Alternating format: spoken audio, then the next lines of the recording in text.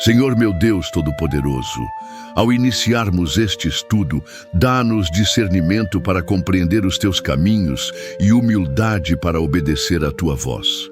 Que cada palavra registrada aqui seja para nós como um espelho, que nos mostra quem somos, e como uma janela, que nos revela quem o Senhor é. Fala, meu Deus, com clareza e poder, pois somos teus servos e desejamos ouvir-te. O capítulo 17 do livro do profeta Ezequiel começa com um desafio espiritual: compreender uma parábola enigmática, repleta de símbolos e imagens. O Senhor ordena ao profeta que proponha um enigma à casa de Israel, uma parábola com raízes na história, mas cujos frutos se revelam no espírito. Uma grande águia, de grandes asas e de comprida plumagem, cheia de penas de várias cores, veio ao Líbano e tomou a ponta do cedro. Quebrou a ponta do seu topo e a levou para uma terra de mercadores. Assim começa a narrativa. A grande águia representa o Império Babilônico, seu voo poderoso, seu domínio sobre os céus, sua chegada ao Líbano, uma referência à casa real de Judá. Tudo indica o poder irresistível de Nabucodonosor, o rei da Babilônia, que levou o rei Jeconias e os nobres para o cativeiro. A ponta do cedro era a linhagem real. Aquilo que era símbolo de honra e estabilidade foi quebrado e transportado para terras estrangeiras. A parábola prossegue. A águia planta uma nova videira em solo fértil, junto a muitas águas, para que cresça de forma controlada, submissa. Essa videira representa Zedequias, o rei nomeado pela Babilônia em Jerusalém. Não era uma planta livre, mas dependente, limitada, cultivada sob vigilância. Ela deveria permanecer ali, crescer humildemente e não se rebelar. Mas a videira, seduzida por outra grande águia, símbolo do Egito, se inclina em direção a ela. Estende suas raízes para longe da fonte de onde recebia sustento. Tenta fugir da aliança com a Babilônia, buscando apoio em outro império. Essa ação não era apenas uma traição política, era diante de Deus um adultério espiritual. O Senhor pergunta com firmeza: prosperará? Pode uma videira, plantada com intenção de submissão, romper com seu plantador e ainda esperar florescer?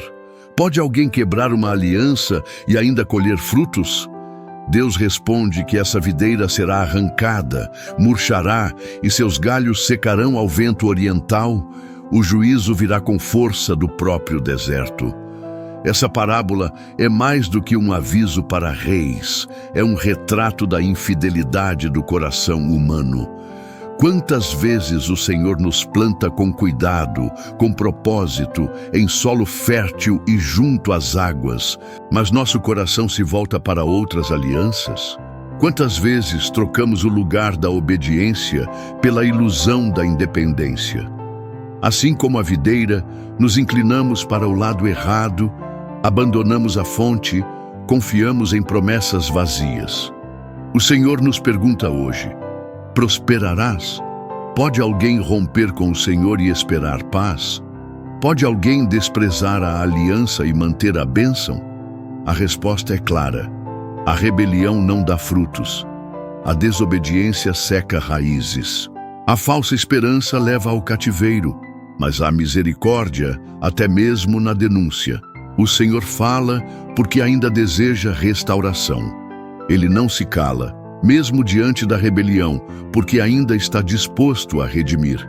E nesta primeira parte, ele nos convida a refletir sobre onde temos firmado nossas raízes, em que terra temos confiado, em que águia temos esperado socorro. Que o Espírito Santo nos leve a reconhecer se temos trocado a aliança verdadeira por promessas vazias. Que este estudo seja como uma poda espiritual, cortando o que não frutifica, para que possamos crescer na direção certa, e que cada um de nós ore com sinceridade. Senhor, planta-me junto às tuas águas, não me deixes inclinar para o Egito, sustenta-me em fidelidade. O Senhor continua sua mensagem, agora explicando diretamente a parábola. Não se trata mais de enigmas, mas de verdades claras. O profeta é instruído a declarar abertamente que o rei de Jerusalém, representado pela videira, quebrou a aliança feita com o rei da Babilônia. E essa quebra não foi apenas um ato político, foi uma afronta espiritual. Zedequias se rebelou, enviando mensageiros ao Egito para que lhe desse cavalos e muita gente. Ele havia jurado fidelidade a Nabucodonosor. Juramento esse feito não apenas diante dos homens, mas diante do Senhor. Era uma aliança que carregava o peso da palavra de Deus. Mas ao buscar socorro no Egito, ele desprezou a fidelidade, desonrou o compromisso e agiu com duplicidade. E então o Senhor pergunta: escapará aquele que faz tais coisas? Escapará aquele que quebra a aliança? A resposta é direta: não. Deus está mostrando que a integridade não é algo opcional para quem está debaixo da sua aliança. Quando alguém assume um compromisso diante do Senhor, esse compromisso é sagrado. Zedequias não estava apenas traindo a Babilônia, estava zombando da seriedade do Deus que vê todas as coisas. E o juízo vem. O Senhor declara que ele morrerá na Babilônia, no lugar mesmo onde quebrou o juramento. O povo, os exércitos, tudo o que ele confiou ao buscar o Egito não o livrará. A cidade será cercada, os muros tombarão e os que escaparem da espada serão espalhados. Essa parte da profecia revela uma verdade dura, mas necessária. Deus leva a fidelidade a sério. Muitas vezes, no nosso tempo, tratamos promessas como algo descartável. Quebramos alianças por conveniência, renegamos compromissos quando se tornam difíceis, traímos votos que antes fizemos com entusiasmo. Mas diante de Deus, palavra é responsabilidade, aliança é vínculo sagrado. Quando dizemos sim ao Senhor, Ele espera que o mantenhamos, mesmo sob pressão, mesmo diante da tentação. Zedequias poderia ter permanecido firme. Poderia ter confiado que, mesmo como rei submisso, Deus teria propósito. Mas ao tentar escapar do controle babilônico, buscou libertação no lugar errado. O Egito, símbolo da velha escravidão, sempre será uma armadilha para o coração que não quer depender do Senhor. Quantas vezes repetimos esse erro? Quando a espera se torna longa, buscamos atalhos. Quando a obediência nos limita, buscamos alternativas. Quando a promessa demora, queremos produzir o cumprimento com nossas próprias mãos. Mas toda saída fora da direção de Deus termina em cativeiro. A pergunta que o Senhor fez a Zedequias ecoa ainda hoje. Aquele que quebra uma aliança prosperará? A resposta continua sendo não. Prosperidade verdadeira só existe onde há fidelidade. Caminho abençoado só existe onde há obediência. Livramento real só vem do Senhor, e nunca de alianças feitas com os egitos modernos, com as soluções fáceis e os pactos que nos afastam de Deus. O Senhor está nos chamando a rever as nossas alianças, não apenas com pessoas, mas com Ele. Promessas que fizemos em momentos de fervor espiritual e abandonamos com o passar do tempo. Votos que fizemos diante do altar, compromissos de consagração, de pureza, de santidade. O Senhor lembra, o Senhor não esquece, mas há esperança. O mesmo Deus que julga é o que restaura. Se houver arrependimento, Ele perdoa. Se houver verdade no coração, Ele refaz. Mas é necessário reconhecer. É preciso olhar para o passado, não com desculpas, mas com arrependimento. Deus não quer explicações, quer confissão. Ele já conhece tudo e mesmo assim está disposto a recomeçar. Que essa palavra nos leve a um clamor sincero. Senhor, perdoa-me pelas alianças que quebrei. Restaura em mim um espírito reto. Ensina-me a ser fiel, mesmo quando me sinto fraco. Não permitas que eu busque soluções no Egito, mas que eu confie plenamente na Tua palavra. Depois de denunciar a quebra da aliança por parte do rei de Jerusalém e declarar o juízo que viria sobre a cidade, o Senhor muda o tom. A profecia agora se volta para o futuro. A justiça ainda está presente, mas um novo elemento surge na revelação: esperança. Deus declara: assim diz o Senhor Deus, também eu tomarei a ponta do alto cedro e a plantarei. O mesmo Deus que arrancou, agora promete plantar.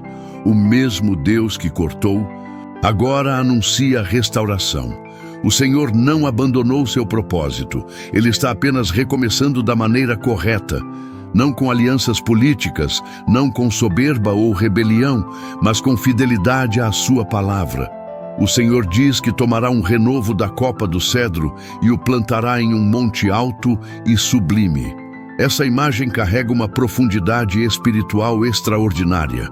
O cedro, símbolo do reino de Davi, será restaurado, mas não com as estruturas anteriores. Deus fará algo novo. O renovo será plantado por Ele, no lugar escolhido por Ele, para que cresça com raízes profundas e direção correta. Esse renovo é uma figura profética que aponta para Cristo. Jesus, o renovo da linhagem de Davi, seria plantado não em um palácio humano, mas na obediência total ao Pai. Ele cresceria como uma planta tenra, como raiz de uma terra seca, mas traria salvação para muitos. Em meio ao colapso do reino de Judá, Deus já anunciava que o verdadeiro reino viria por outro caminho e que seria eterno.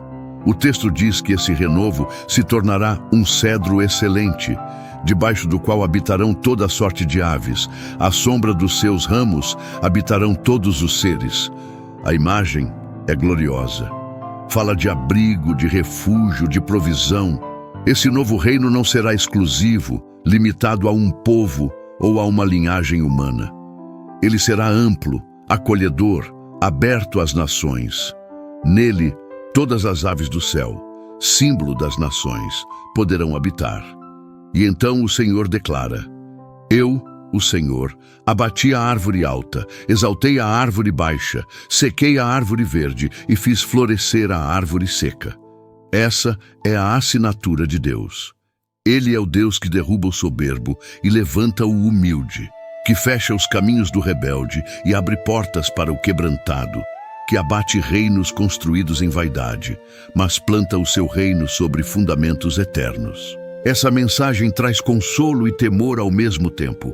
Consolo, porque mostra que Deus nunca perde o controle. Mesmo quando tudo parece ruir, quando alianças são quebradas, quando cidades caem, quando promessas humanas falham, Deus já tem um renovo preparado. Nada está fora do alcance da sua soberania. Nenhum erro humano é capaz de anular o plano divino. Mas também traz temor, porque o Senhor resiste ao orgulhoso. Ele não abençoa a rebeldia. Ele não tolera a aparência sem fidelidade. O renovo que ele planta não brota do orgulho, mas da humilhação. Não cresce na política, mas na dependência. E se quisermos fazer parte desse novo tempo, é preciso descer. É preciso nos reconhecer como árvore seca. É preciso dizer: Senhor, sem ti eu nada posso. O Senhor ainda planta renovo. Ainda hoje, Ele está levantando homens e mulheres que foram esquecidos, quebrados, rejeitados, mas que têm raiz no arrependimento e sede pela presença. Ainda hoje, Ele exalta a árvore baixa. Ainda hoje, Ele transforma o pó em testemunho. Mas tudo começa quando reconhecemos que não somos o centro, que a glória é dele, que o reino é dele, que o renovo não brota de nós, mas vem do alto, que esta palavra nos desperte, que não sejamos como a videira rebelde que se inclinou para o Egito, mas como o renovo plantado por Deus. Que possamos clamar: Senhor, planta-me em tua vontade, faz de mim sombra para outros, cresce em mim o teu reino, que eu não confie em mim, mas em ti. Ao contemplar a promessa do renovo plantado pelo próprio Deus, somos levados a um dos temas centrais da mensagem profética: a soberania divina sobre os reinos dos homens. O Senhor está dizendo ao seu povo: por meio da figura do renovo do cedro, que nada pode impedir os planos do Altíssimo. Ainda que reis traiam, alianças sejam quebradas, cidades sejam destruídas e promessas humanas se frustrem, Deus continua a plantar aquilo que Ele mesmo vai fazer florescer. A imagem do renovo é uma resposta direta à destruição do trono de Judá. O povo esperava restauração imediata, talvez por meios humanos, alianças políticas ou força militar. Mas Deus estava anunciando algo mais profundo e duradouro. O renovo não seria uma repetição do que falhou. Seria algo novo, plantado em fidelidade, regado por justiça, sustentado pela palavra. E aqui, somos lembrados de um princípio espiritual poderoso. A obra de Deus não depende das estruturas humanas. Quando tudo parece perdido, quando as árvores grandes caem, quando as alianças se desfazem, é então que Deus planta o que realmente frutifica. O renovo não é plantado em palácios, mas em montes altos. Não é regado por aplausos, mas por obediência. Não é feito para dominar como os impérios terrenos, mas para abrigar os cansados sob sua sombra. A profecia aponta de forma simbólica para a vinda do Messias. Jesus Cristo, o renovo, viria não como um rei com exércitos, mas como um servo sofredor. Ele não se assentaria imediatamente num trono de ouro, mas seria coroado com espinhos. E ainda assim, sua árvore cresceria. Seus galhos se estenderiam às nações. Sua sombra alcançaria os que viviam na escuridão. Sua cruz, aparentemente um fim, seria o solo do novo começo. Ezequiel está profetizando algo que só pode ser compreendido pelo Espírito. O verdadeiro reino não é construído pelas mãos dos homens, mas pela vontade de Deus. Ele derruba a árvore orgulhosa e faz florescer a árvore seca. Ele muda a ordem dos tronos, levanta o humilde e confunde os sábios. Ele planta onde ninguém plantaria e colhe onde ninguém esperava frutos. Essa mensagem fala diretamente ao coração dos cansados, dos anônimos, dos que se sentem esquecidos. Talvez você esteja em uma estação de queda, de silêncio, de raízes expostas.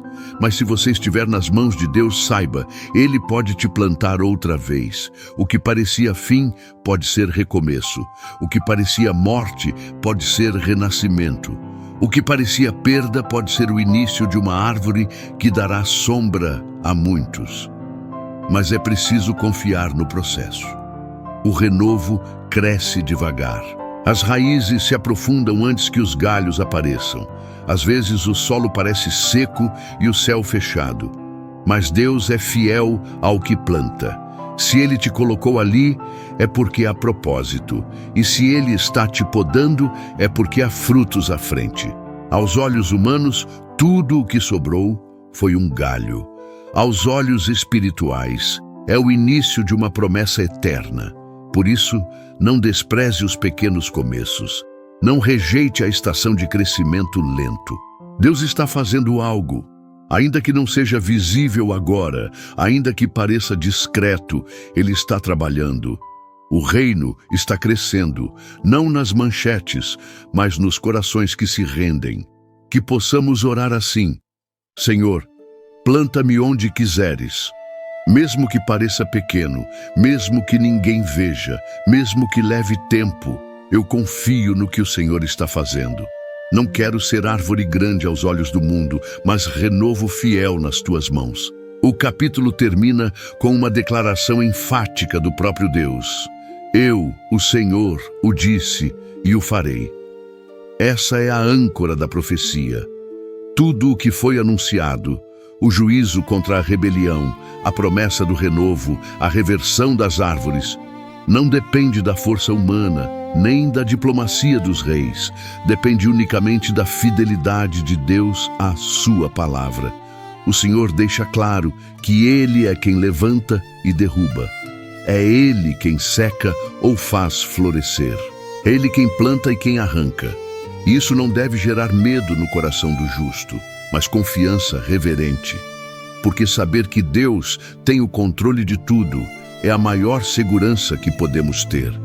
Enquanto os reis de Judá buscavam alianças instáveis e construíam estratégias em torno de seus próprios interesses, Deus já estava escrevendo uma história maior. Uma história que culminaria não em tronos terrenos, mas em um reino eterno, estabelecido por meio de um renovo inesperado, Jesus Cristo. Essa revelação deve nos fazer refletir profundamente. Quantas vezes nos desesperamos porque os nossos projetos de árvore alta foram cortados? Quantas vezes achamos que tudo acabou quando uma porta se fechou, quando uma aliança humana foi quebrada, quando fomos arrancados de onde estávamos? Mas Deus está dizendo: eu mesmo planto, eu mesmo faço crescer. É nas mãos dele que está o tempo certo de todas as coisas. A nossa tarefa é sermos fiéis onde ele nos plantou. Mesmo que pareça oculto, mesmo que ninguém veja, mesmo que o terreno pareça seco, se Deus nos plantou ali, floresceremos no tempo certo. Este capítulo também nos desafia a rever com quem temos feito alianças, com quem temos nos associado para tentar crescer mais rápido. O Egito pode até parecer uma saída estratégica, mas só o Senhor é refúgio verdadeiro. Nenhuma segurança vale mais do que uma aliança com Deus. E acima de tudo, o capítulo nos lembra que Deus cumpre o que fala. Quando ele diz: eu o disse e o farei, o céu inteiro se curva diante dessa promessa. Nenhuma força pode impedir o que Deus já determinou. E se ele disse que vai plantar, vai levantar, vai restaurar, então podemos descansar, confiar e obedecer. Se esta mensagem falou com você, agora é o momento de se voltar ao Senhor. Feche os olhos e ore com fé. Deus ainda planta esperança, ainda faz florescer o seco e levantar o abatido. Senhor meu Deus Todo-Poderoso, diante da Tua palavra eu me rendo. Tu és o Deus que planta e arranca, que abate o soberbo e exalta o humilde. Tu és o Senhor de toda a terra, e nada escapa do Teu controle. Quantas vezes, Pai, eu confiei em alianças humanas? Quantas vezes me curvei diante de promessas vazias, buscando apoio onde não havia vida? Hoje, eu reconheço que só o Senhor é a minha fonte. Só em Ti há segurança, restauração e futuro. Perdoa-me, Senhor, por ter me afastado da Tua vontade, por ter tentado crescer com minhas próprias forças. Hoje eu volto, plante-me de novo, restaura minhas raízes, que eu seja renovo em Tuas mãos, que eu cresça em fidelidade, mesmo que ninguém veja, mesmo que o tempo pareça longo. Tu és fiel, meu Deus, e eu confio na Tua palavra. Cumpra-se em mim a Tua vontade. Faz de mim uma árvore frutífera, plantada junto às Tuas águas. Em nome de Jesus Cristo, nosso Senhor e Salvador, eu oro. Amém. Se esta palavra falou com você, não vá embora sem agir. Ore, clame, reconheça o que precisa ser quebrado. Volte para a presença de Deus. E se esta mensagem te tocou de verdade, deixe escrito nos comentários: eu quero frutificar novamente. E lembre-se, o seu like pode parecer pequeno, mas tem um grande impacto. Ao curtir este vídeo, você mostra às plataformas que este conteúdo é relevante e assim ele pode alcançar mais vidas, mais corações, mais renascimentos. Ajude-nos a espalhar a semente da palavra. Nosso próximo estudo será sobre o capítulo 18 do livro do profeta Ezequiel. Que Deus te abençoe, te guarde e te proteja. Até o próximo estudo. Amém.